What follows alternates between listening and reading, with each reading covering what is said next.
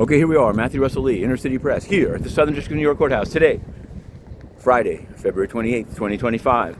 Now, we've been covering the Javice, U.S. versus Charlie Javice trial pretty hard this week, and they're taking the day off today. We're going to get to crypto in a moment. But in yesterday's edition, Leslie Wims Morris, a Chase executive, still a Chase executive, now with Chase Auto, was trying to lay it on pretty hard, saying how Charlie Javice had defrauded Chase. But on the cross, things got a little jumpy. It turns out that they didn't put the $4 million customer figure into the contract.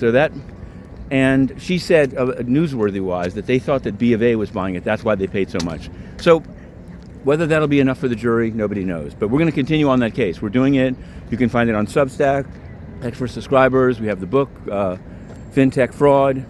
Now, speaking of fraud, Kwon, there was a filing done right at midnight about an upcoming status conference because they have to give him all his discovery.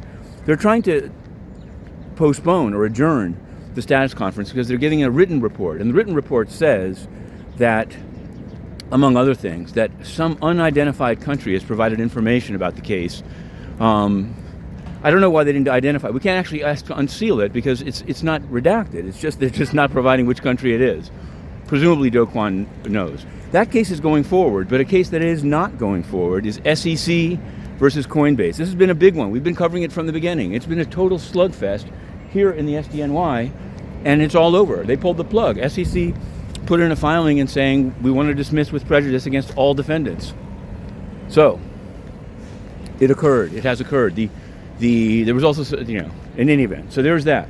I want to move on because we're here in Lower Manhattan, and as it turns out, with the Javice trial off today, we're going to have some ability to be in the streets covering the campaign. First, there's going to be some kind of a funding announcement down under the Brooklyn Bridge with the local congressman and others. That's Dan Goldman, if you're keeping track.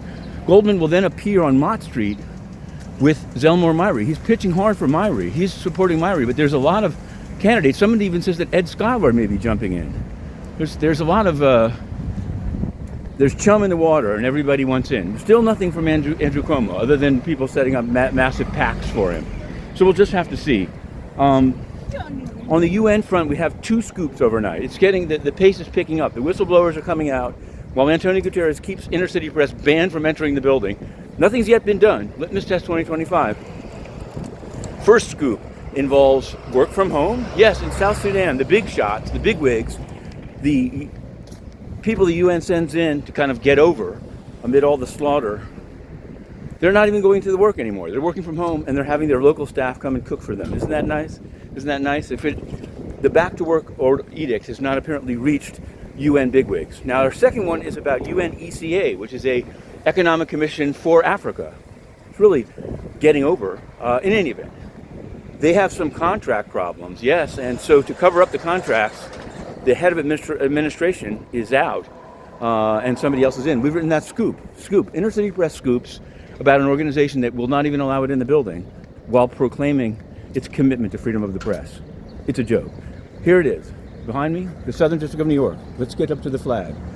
We're going in. If this is the last vlog of the week, have a good weekend.